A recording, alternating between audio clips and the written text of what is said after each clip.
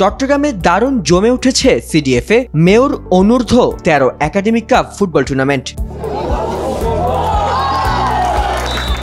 চট্টগ্রাম জেলা স্টেডিয়ামে আজ অনুষ্ঠিত হয় প্রথম রাউন্ডের 4টি ম্যাচ, যেখানে দিনের প্রথম ম্যাচে আব্দুস সোবান ফুটবল দল 11-0 গোলের বিশাল ব্যবধানে ফরিদ ফুটবল একাডেমিকে হারায়। আর দ্বিতীয় ম্যাচে রামপুর ফুটবল একাডেমির বিপক্ষে ওয়াকওভার পায় পটিয়া ফুটবল একাডেমি। তৃতীয় ম্যাচে ব্রাদার্স ফুটবল একাডেমিকে 1-0 গোলে কালারফল ফুটবল একাডেমি, আর সবশেষ ম্যাচে ফিউচার ফুটবল একাডেমির বিপক্ষে 3-0 গোলের জয় পায় সন্দীপ ফুটবল একাডেমি। আজকে আমরা অনেক ভালো খেলছি এবং ম্যাচ জয়লাভ করছি।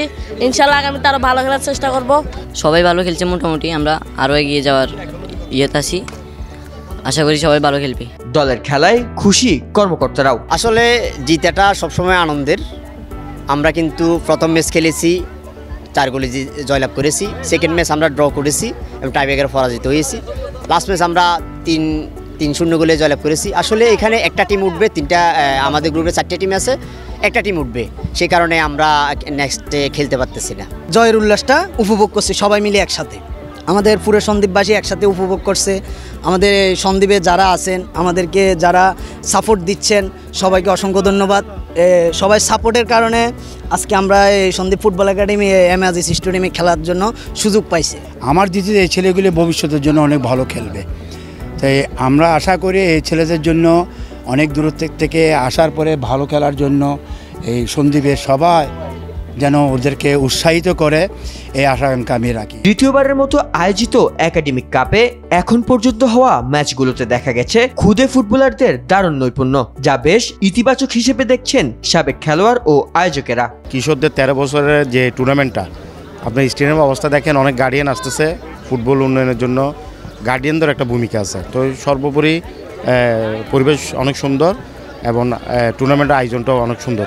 এবার তো আসলে খুবই সুন্দর একটা আয়োজন হইতেছে, যেহেতু আমাদের বর্তমান মেয়র ডক্টর শাহাদাত মহোদয়, ওনার নেতৃত্বে আমাদের এই পুরো টুর্নামেন্টটা পরিচালনা হইতেছে এবং উনি সবখান দিক দিয়ে এবং সব কিছুই উনি সাপোর্ট দিতেছে, আপনার লজিস্টিক সাপোর্ট, আর্থিক সাপোর্ট, সব ধরনের সাপোর্ট দিতেছে, যার জন্য আল্লাহর রহমতে আমাদের কোনো রকম কোনো ধরনের কোনো অসুবিধা বা সমস্যা হয় নাই আর কি। খুবই সুন্দর একটা টুর্নামেন্ট চলতেছে এবং সুন্দরভাবে আমরাও খেলাগুলোকে খুব সুন্দরভাবে পরিচালনা করতে পারতেছি আর কি। এদিকে আজও তরুণ ফুটবলারদের খেলা উপভোগ করতে গ্যালারিতে হাজির ছিলেন বহু দর্শক। সবাই খুব উৎফুল্ল যে বাচ্চারা স্টেডিয়ামে খেলতেছে। তো এই ধরনের আয়োজনের জন্য আমাদেরকে সবাই একত্রিত হয়ে কাজ করতে হবে, আর এখান থেকে বাছাই করা প্লেয়ার দিয়ে যদি এই জেলা পর্যায়ে কোনো কিছু করা যায় তাহলে আমরা একটা সুফল পাবো। আসলে খেলা দেখে অনেক ভালো লাগতেছে, ছোটরা খেলতেছে স্টেডিয়ামে, আমরা উপভোগ করতেছি, ভালো লাগতেছে অনেক। আর এভাবে যদি চলতে থাকে তাইলে আগাম দিনে হয়তো এখান থেকে ভালো প্লেয়াররা উঠবে, ওরকম একটা আশা রাখা যায়।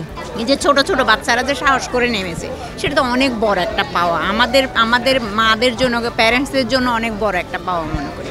আর ওরা তো অনেক এনজয় করছে, অনেক ভালো লাগছে আসলে। আর এখানে বসে যে খেলা দেখার মজাই তো আসলে আলাদা।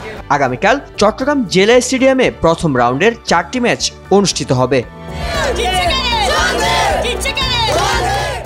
Afzal Hossain, N sports.